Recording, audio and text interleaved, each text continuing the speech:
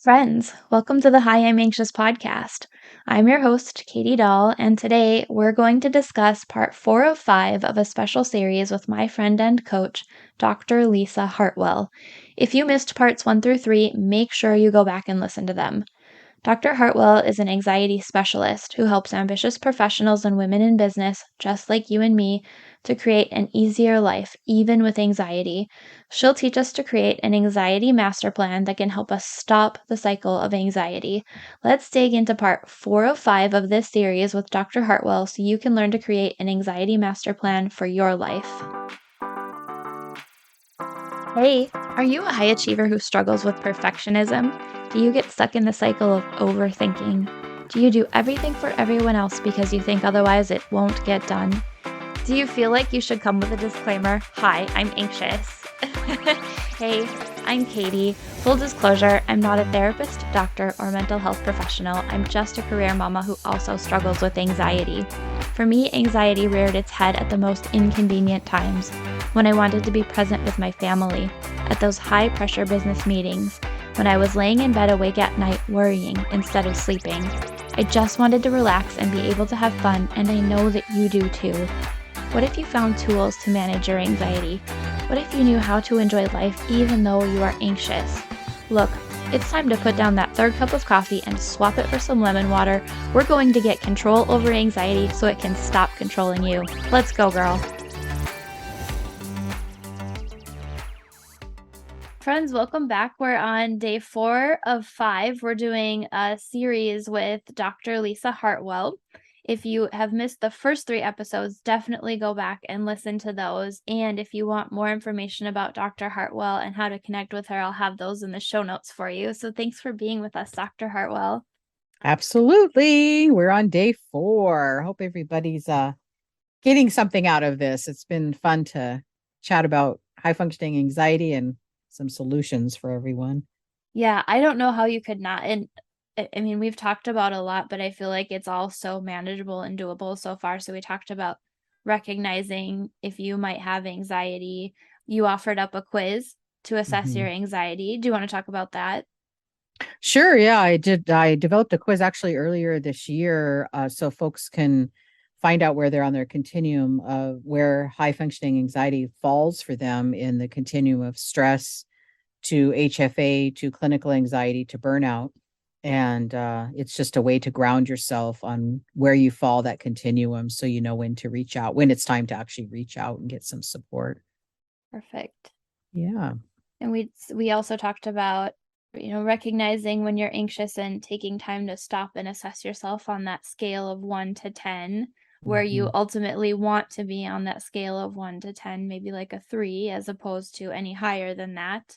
Yeah. Knowing that if you're reaching 3, 4, 5 consistently within a 2-week basis, you might want to get some help. But also, once you recognize where you are, figuring out what's triggering you, and also assessing where you're at on that continuum from one side of the continuum being stress all the way to the other side, which is burnout. Yeah. Hmm.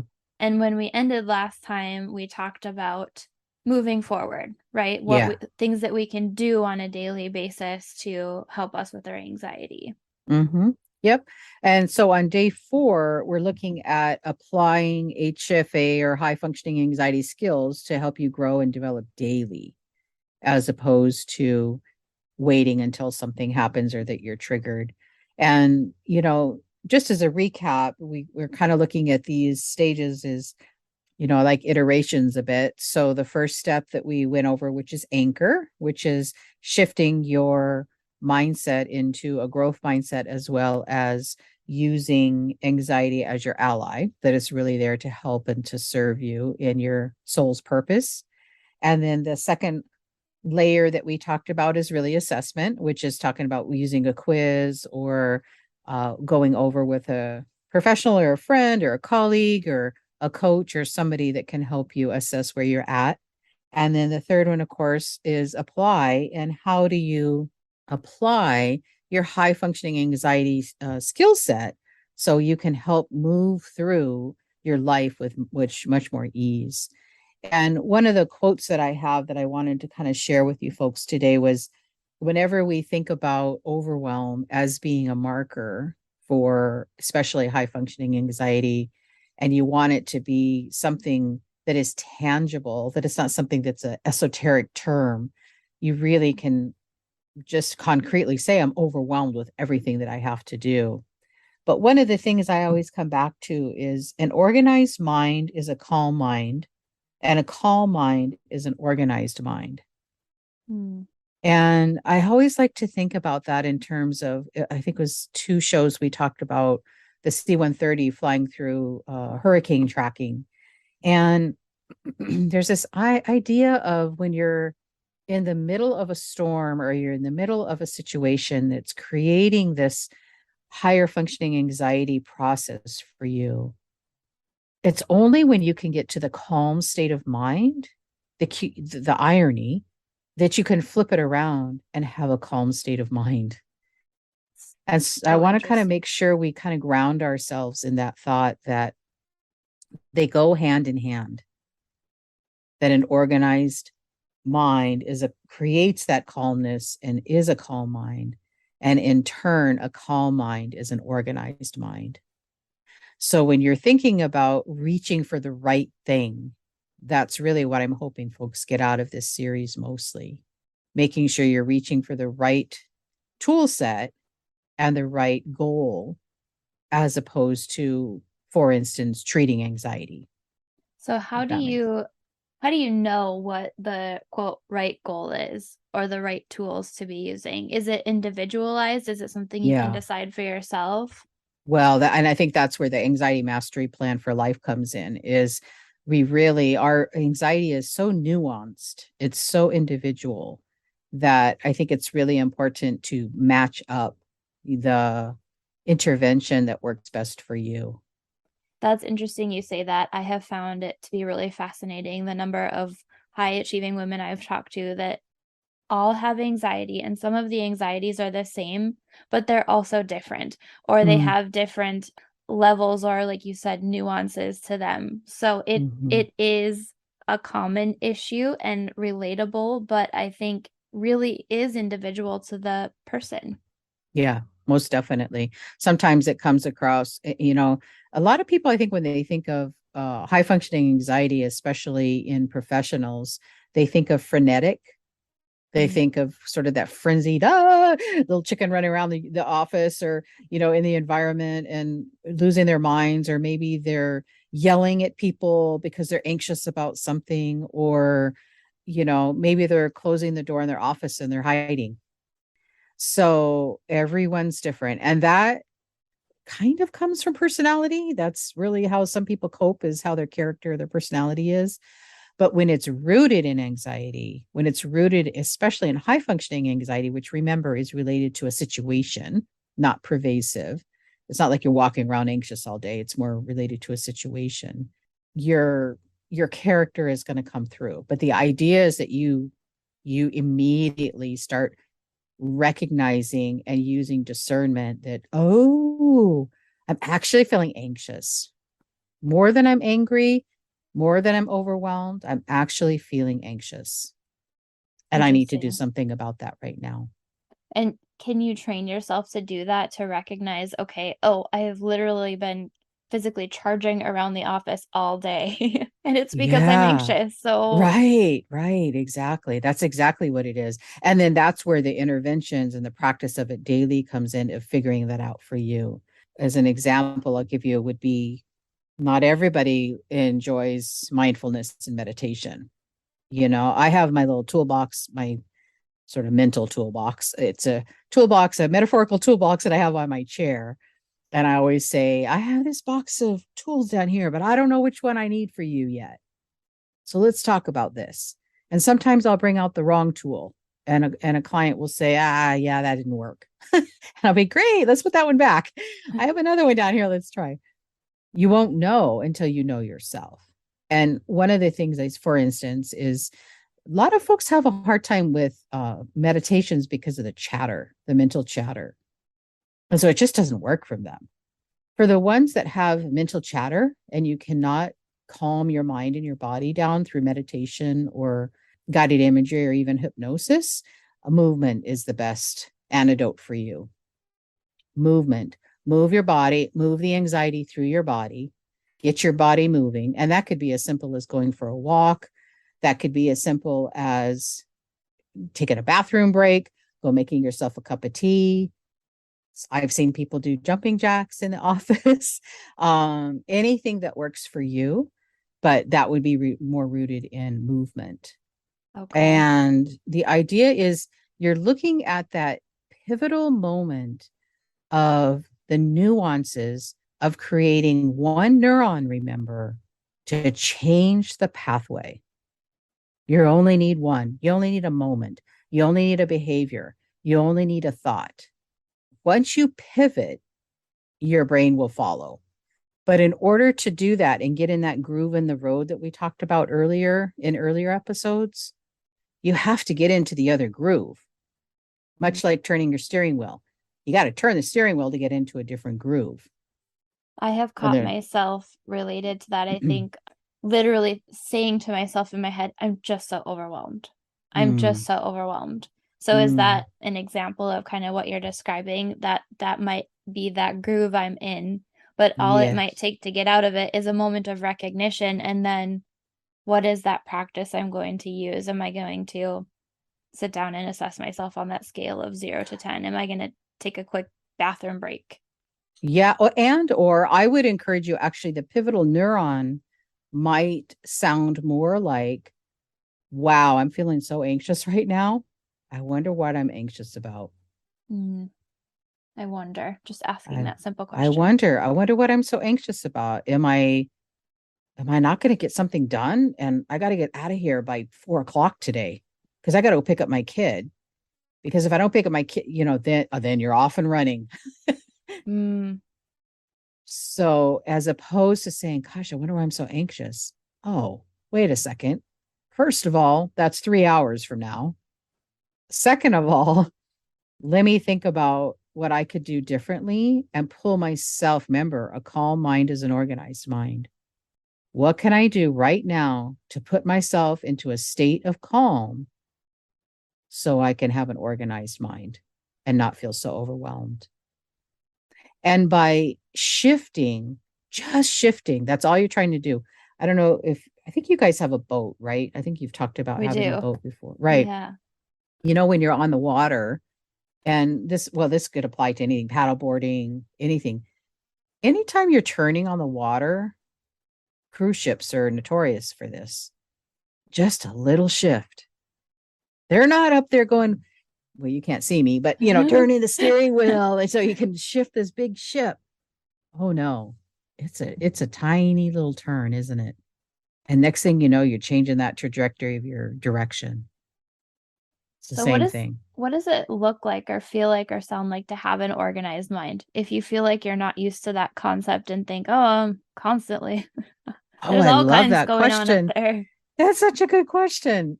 What does it feel like to have an organized mind? Does it feel, is that what you describe when you talk about like being at a zero? So when I'm at a zero, that is when my mind is organized, or is it something else? I think I would still come back to the feeling part of it, which is I got this. I got this. That even though I got a lot going on, I got this. Mm, I love that. Does that make I feel like that's more simple for a brain that is trying to pull you off track. And frankly, remember, it's pulling you off track because it wants to protect you. It does not want you to be uncomfortable. Mm, So, and when you're overwhelmed, remember, you're not always anxious when you're overwhelmed. Sometimes you're just overwhelmed because you got a lot of stuff to do, got a lot of tasks to do. But that doesn't always equal anxiety. no. But, right. And so when anxiety kicks in, it's because your brain all of a sudden was, oh my gosh, she needs help. She's going to lose it if she has one more thing on her plate. In comes your anxiety, tapping you on the shoulder.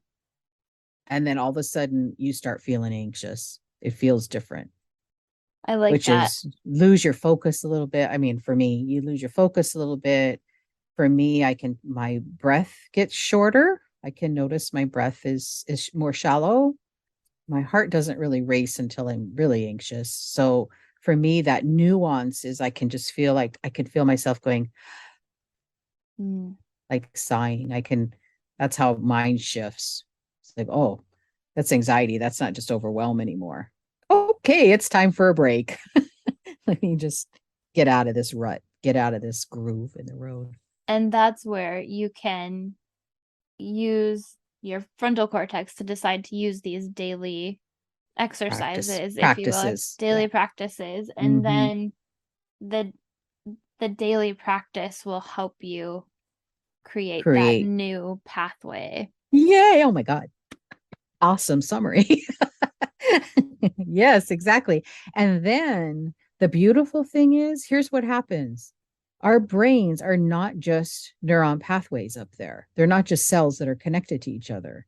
In order for those cells to talk to each other, it's chemistry, it's biochemistry up there.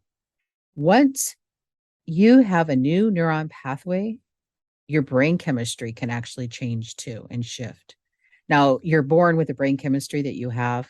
That's why some people are just born with endogenous depression and anxiety because it's passed down genetically. But on the other hand, you still have some empowerment and some control over how significant it impacts your life. And by creating positive neuron pathways that send you into this growth mindset on a daily basis, you can actually work on shifting that balance of your brain chemistry, which I think is so exciting to watch. And of course, I'm a nurse at heart too, right? So I completely advocate if people need medication, but lots of folks can go down on their medication dosages because of side effects or even go off of it if they want to. Sometimes you need that as a boost so you can feel better, so you can do better. I love that. So even despite, you hear people talk about nature versus nurture, although you might be born with brain chemistry that predisposes you to feeling anxious or depressed, you can nurture yourself through this process to feel better. 100%. 100%. So it's nature and nurture. That's exactly right. Amazing. Well, and that's the combination of having a professional help you guide that process. That would be why it's always helpful to use both. But lots of folks go to their PCP, their primary care physician, because remember what we talked about in the beginning? It's no longer about treating just your anxiety. This is about recognizing that your anxiety is there to help you grow. Mm, it's your messenger. It really is your messenger. And And a if you're helpful only one. taking, yes, exactly. And if you're only taking medication, you're never going to learn the message. And your soul is going to continue to push you until you listen to what its purpose has for you. It's its only way as a human being to get our attention. So interesting. I think about maybe sometimes you might know the right thing to do, but you're not going to do it. Is that being stuck in your rut? Okay, I know I probably should take a minute to assess where I'm at using that scale of 0 to 10, but instead I'm just going to charge ahead into the next activity Mm, because I feel so overwhelmed. Is that an example of when you might be just staying in that rut? yeah. And whenever that would happen, I think you just answered your own question, but I think it's also about a question to ask yourself is what purpose does this serve me? There's something in our nuances as being human that serves us when we continue on the same path. Mm, And personal and professional growth is always about how is this serving me again? It's not serving me anymore. I love that. So rather than, charging ahead to the next task, doing the thing that will make you feel better, like stopping to celebrate that little win. Yeah, exactly. And if you keep, I think I've heard you say that a few times, is I think until we stop, Mm, and the stopping doesn't have to be forever stopping. It can be a moment to stop, but we have to stop. We have to stop. We have to listen. We have to ask. In my world, you have to pray. You have to be grounded. You have to get yourself anchored to be able to shift and to be able to pivot. And I think that And that that is comes from choice, right? That comes from, we're still human beings. We still have a choice. with the free will, right? Yeah. I think since you mentioned that being a high achieving woman with anxiety, you're probably always going physically and mentally. And even when you're sitting still physically, your brain is, oh, I Mm, got to do this, this, and that. And I got to worry about this, this, and that. And that's, mm, you mentioned, like, for example, someone might struggle with meditation because yeah. they're struggling with quieting the mind, but there's alternatives for them. So there's something for everybody. Yeah, exactly. I was thinking when you were given that example earlier too, is one of the things I have to catch myself in that exact realm. And it's not usually rooted in anxiety as much as it is, I would say, a habit. But sometimes when we're in the groove, we don't know we're in the groove until we have an external cue. And for me, it would be when our 12-year-old son wants to share something that happened, probably in the moments when my brain is what you just described, which is I'm doing the to-do list in my head. Or I'm thinking about something maybe that happened that day. And he'll, in that moment, somehow knows how to come up and engage with me. And I can feel myself almost being pulled out of a tunnel. It's really an interesting phenomenon that I've learned about myself as tapping into that external cue of pulling me out of my overthinking, which is being present minded, right, with your kid. And because it could be, hopefully he doesn't listen to this, it could be nonsensical stuff, but it could be just something he's sharing for the day. But it's important to him. And I always want him to be able to know that he can come and just, we call it voila out here, talk story, or just share with what's going on with his day. And I want to make sure I'm present minded for that. I don't want him to be in, oh God, to say this, I don't want him being in therapy in 30 years. And my mom never listened to me. And she Right? was a psychologist. Yeah, that's part of the impetus of why we do what we do to help ourselves and help our kids, like we Yeah. mentioned in another episode. I think too about how, I have younger kids, but if they want attention and they're not getting it, they are going to escalate until they get it. Yeah. And Yeah. your anxiety does the same thing, right? Like, okay, you're not paying attention at a 3, I'm going to bump you to a 4 and a Right. 5 and a Exactly. Yeah. 6 until you Right. stop. Right. And that would be the primitive brain development that I alluded to earlier in the shows, which was, at the end of the day, anxiety in its core is a pretty primitive response. And, kids are pretty much cavemen and women, that they don't know much except other than how they feel. And they are going to escalate until they get their point across. And I always like to think about anxiety as that, okay, I got you. I got you. I hear you. I'm going to take care of it. We're good. We're partnering here. We're good. I think it's And interesting you mentioned that, 'cause is that kind of what we're trying to do is you mentioned kids, they don't know much besides what they feel, but if you are pushing aside your feelings and emotions consistently, that's when your anxiety is going to crop up. You're not yeah, attending to those the needs. irony. Yes, the irony is exactly that. Yeah. So, what else do we need to know about these daily skills or habits to help us grow?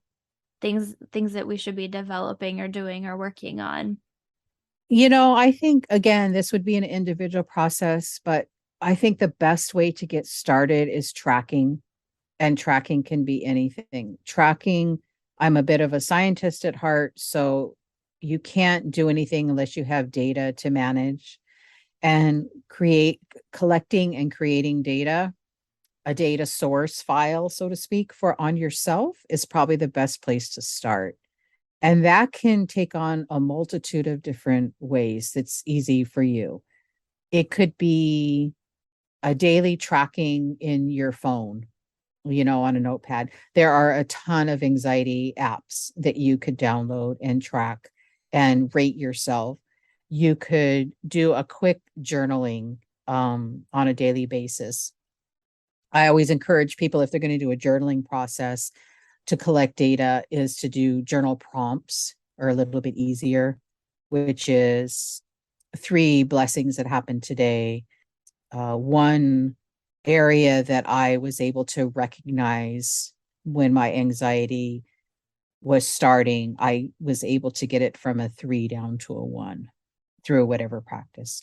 Another one would be just picking one behavior and implementing it on a daily basis. And remember, it takes about 30 days for a habit to form for a new neuron pathway. So maybe picking one behavior every day that you practice. And that could be something as simple as setting the alarm on your phone or your watch.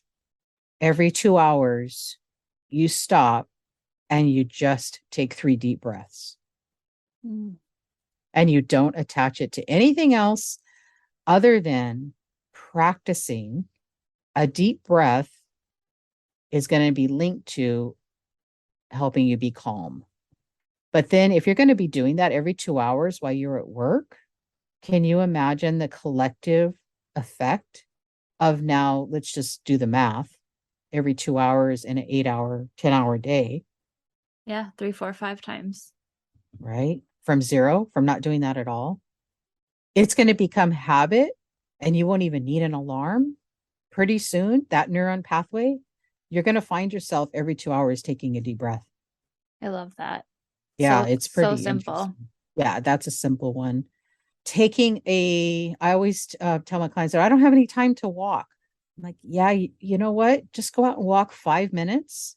And when you walk back, guess what? That's another 5 minutes. That counts. Take a 10-minute walk 3 times a day. They actually did a study here at one of the hospitals many years back, and it was in their lean program, and they uh, collected data on the amount of weight and health changes that people experienced by different choices of walking. So every 10 minutes, 3 times an hour, 2 30 minutes walks a day, or one 60-minute walk a day. And they were all the same. It's amazing. No difference. So you get to choose. So it's whatever you do. So if you're doing your 10-minute walks multiple times a day, 30 minutes twice a day, or 60 minutes once a day. This makes me think of I like to talk about habit stacking. Yes, yes, yes, yes. So what is it that you're already doing and how can you attach a new habit that you want to form to it? So I've always been pretty good about drinking water, and when you drink water, you go Mm, to the bathroom. So mm, that's how I get my movement in during the day. I run to the break room and refill my water, and then I stop in the restroom. So I could add in, maybe once I step inside the restroom, just take a minute to take those 3 deep breaths mm. and then do what I was going to do anyway and leave. Yeah. Yeah, yeah, yeah. That's an excellent example. And boy, the phenomenon of Apple Watches and, Android and phones with the steps nowadays has really changed people's lives because it's concrete data, and humans do better with data in front of them too, so they know they're changing something. We're in a very much a gamification world right now, so all of that stuff is built into apps nowadays. So there's so many choices. And it could be something as simple as, maybe another example would be, maybe you have a best friend or your spouse or somebody that you feel close to, that every day you're going to check in with them for a 5 or 10 minute phone call. And because of that closeness and that lifting you up and that orchard mentality of taking care of each other, that creates that sense of calm again. Oh, I Much love like in that. the first episode, I think we talked about you spending a Sunday afternoon in the living room with your family, and capturing what that sense of calm feels like, that everything feels absolutely normal and comfortable. Your body feels comfortable.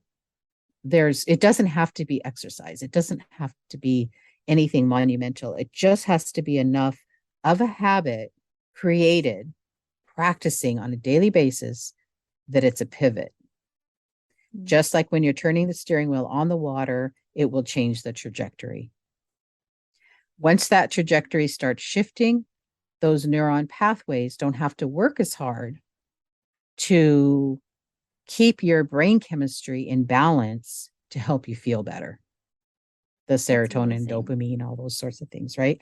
You feel better, you do better, you just everything is cascading and results in the positive changes and the growth that we're looking at. So simple. Something so simple. Maybe not necessarily easy, but it can just be, like you said, this small shift that will have this huge impact either way. Yeah. Yeah. And it's just helpful to have, somebody to partner with. I think that's the thing I think what's hard when I always want this to be with ease with folks is I would say that it's easier on yourself if you do partner with somebody to do that with. And like I said, whether it be a colleague or a friend or a family member, or again, an anxiety coach, when you have that support that can cheerlead you on and also help you course correct on days when you feel like, I don't know what I'm doing. It's not working. Another pair of eyes or another pair of ears is so beneficial. Yeah. And I like that there's a little accountability to that too, because if you have a plan that you're going to do that on a daily basis, that person expects you to check in with them. Yeah. Yeah, exactly. Right. Very behavioral, right? Mm-hmm. Yeah. Yeah, there is two parts. Like I said, the science and soul. I'm all about the soul and I love the soul process and I love the spiritual conversations we have, but at the end of the day, we're biological beings and we have to respect the science behind what it takes to grow. Yeah, and I love too that focusing on using a partner might pull you out of some of those habits that entrench you in anxiety too, which can be isolating, feeling like you're alone. Yes, absolutely. Not Which is why necessary. your podcast has been amazing because people get to feel normalizing their experience. I love that. Right. Thank you. Yeah, you're not alone. You are absolutely not alone. I'm not alone. And what an amazing thing. Even if you're not alone in your misery, because misery loves company, like you aren't alone. And Yeah. I just love that you offer the coaching and the message of hope too. You're not Yeah. alone. This doesn't have to be hopeless. You don't have to be helpless. You Yeah. can feel hope and use these little habits, these daily actions There is no for magic you. pill. There is no there. The magic is the togetherness. The magic is in us living each other and lifting each other up. I love that. Mm-hmm. So well said. The magic is in the togetherness. Yeah. Thank you. Awesome. Thank So, you. You ready to wrap it up in the next episode? Yeah, I can't wait. Let's do it. I just want to kind of recap today. We were focusing on those daily habits, and I love that there's room for you to individualize it to you, right? So what works for you? Don't be afraid to try things. It's not magic. There's no perfect formula. Just try something, no matter how small. Yeah. Yeah. Absolutely. And that can change everything. Amazing. Well, thank you. Thank you for this. I so appreciate it. I can't wait. Next up, we're talking about creating our anxiety master plan for life. Absolutely. Let's do it. See you in the next one. Yeah, thank you. Bye, Dr. Lisa. Aloha. I hope you enjoyed today's episode, and please make sure to join us tomorrow for part 5 of 5 of this series to create an anxiety master plan for life. Also, please come join my free Facebook group so you can share how you'll work to create your own anxiety master plan for life. You can find the link to the Facebook group in the show notes. I look forward to talking with you tomorrow. Hey friend, thanks for being here. Did today's episode help you feel more in control of your anxiety? Did it inspire you to rest or relax? Or maybe it challenged you to really look at why anxiety is a part of your life? If so, I'd love to hear from you. If you would take 30 seconds, pause this episode, scroll down in Apple Podcasts, and leave me a review, I would be so grateful. See you next week. Disclaimer, I am not a medical professional and this podcast is not providing therapy or medical treatment.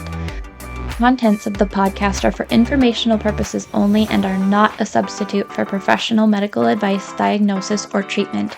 Always consult your healthcare provider with your health questions and concerns.